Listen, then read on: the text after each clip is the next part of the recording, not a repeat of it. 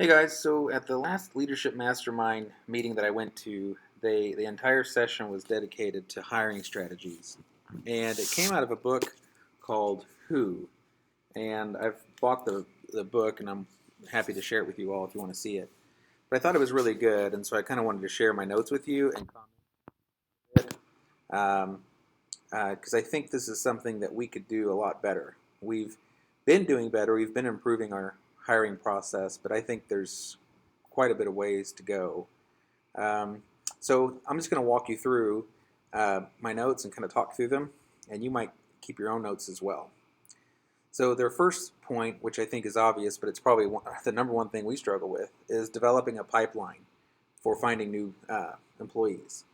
And we all know if we wait until we need somebody, we're behind. So uh, they recommend that you're always looking for new employees. You never stop looking, even if you're not currently hiring.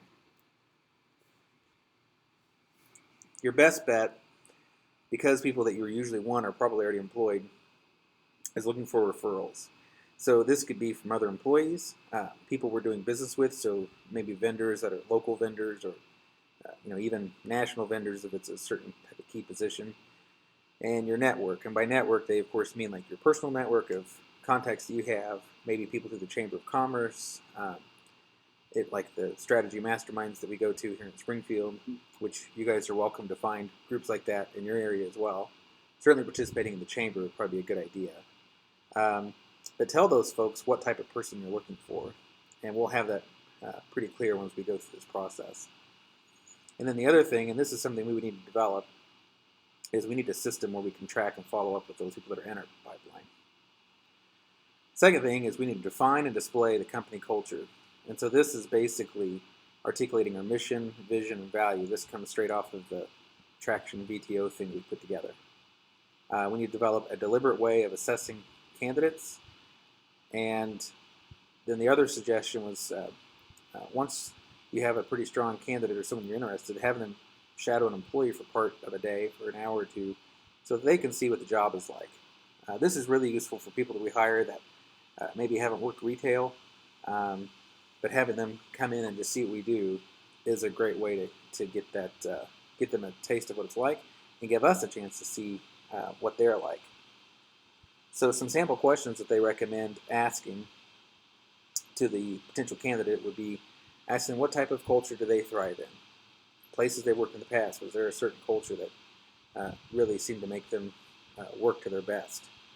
Ask them to describe their ideal workplace and their ideal boss. Those two things are really interesting. If they describe an environment that's not at all like the position you're offering, then you may know that this isn't a good fit. What values are they drawn to? What are the things that are really important to them? These are really all questions we probably don't ask, but would be really good. I love this next question. Tell me about a time when you worked for an organization where you felt you were not a good fit and why.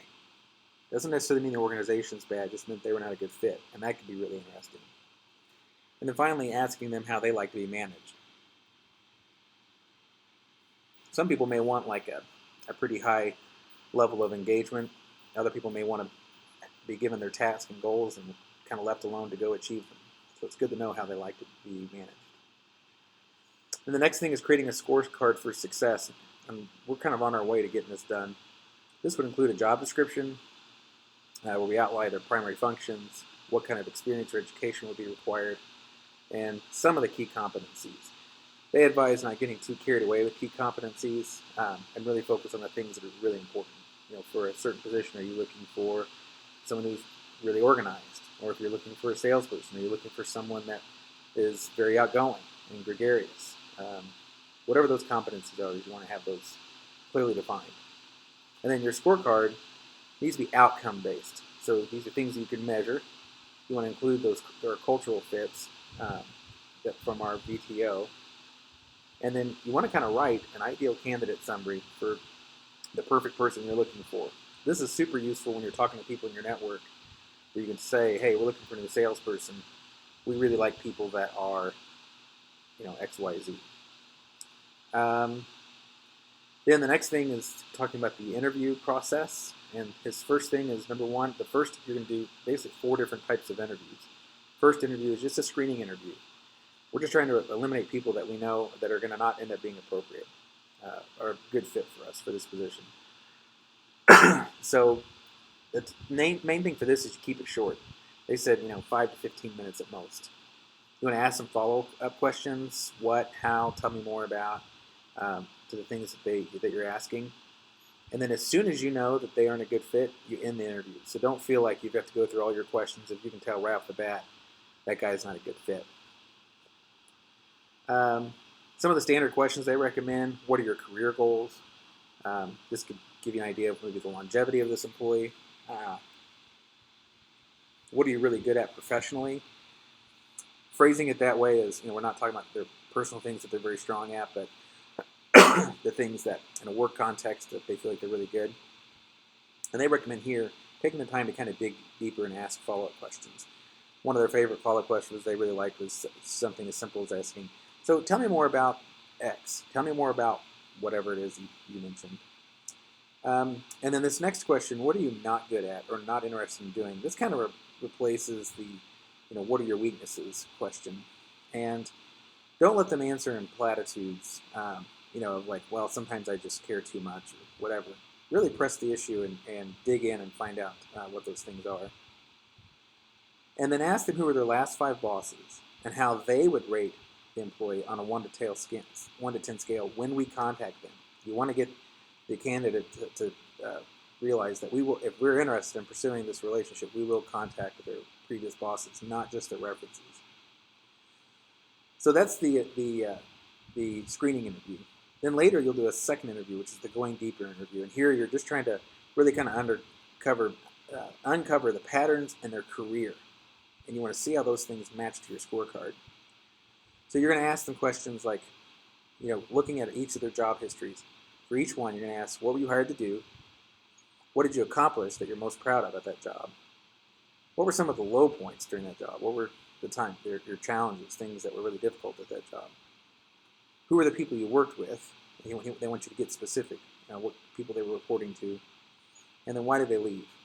And again, we're not looking for platitudes or general answers. We want the truth. We want to uncover the truth. They suggest for this going deeper interview that you set the expectation right up front, that they understand, we really want to dig into this thing. They recommend dividing a person's career story into chapters, and each chapter can be a single job or a group of jobs. So if someone has a string of fast food, food service type jobs, that could be a chapter, and we can kind of deal with that as a group. Then you're going to ask those 5 questions for each chapter, starting with the earliest job and moving forward.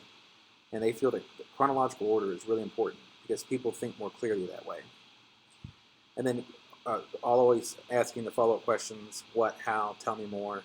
You want to get the real story there.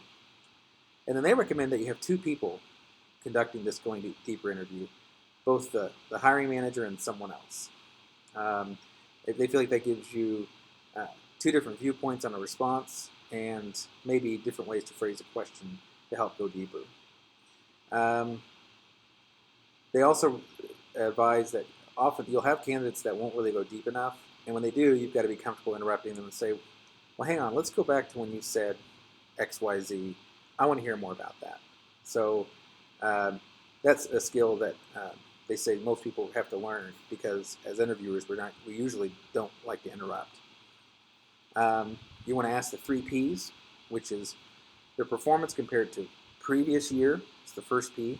Their plan, which was maybe what their goals were for that company, and their peers. So how did they perform compared to the previous year at that job? What their plan was for them at that job, and their other peers at the job. And then they suggested push-pull language. And sorry, I meant to Google this before to get some details of this, read through the book. But you're really trying to not push information to them where they can just repeat it back to you, but really pull things out where they have to think about it. Then the third interview is a focused interview. They suggest with this that you get other team members involved and you really focus on the outcomes and competency of the scorecard. And then the fourth one is a reference interview. They advise that people often skip this. I know we usually do. they suggest not even really worrying about the provided references, because the assumption, of course, is those provided references are going to give a good reference no matter what. But you want to talk to past employers. And their advice, which is really interesting, is have the candidates set up those interviews with past employers for you. So have them reach out to the employers and find out what good times would be for you to contact them. That keeps you from having to make a cold call into a prior employer out of the blue and try to talk to them. Plus, it gives that employer, they know that the candidate has agreed to let you talk to them. And so they'll probably be more fruitful and truthful with information rather than just giving you the standard basics. Then you can use all this information to validate your scorecard, and you'll follow the same pattern as previous interview questions when you're talking to their boss. So who, what, when, where, going deeper.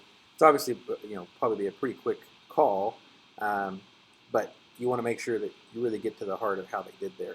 So that was it in a nutshell. I'm going to read this book, and I would suggest you do too. I know this is a process that we all could do a lot better on, and I'll email you my notes here as well that might help you as well.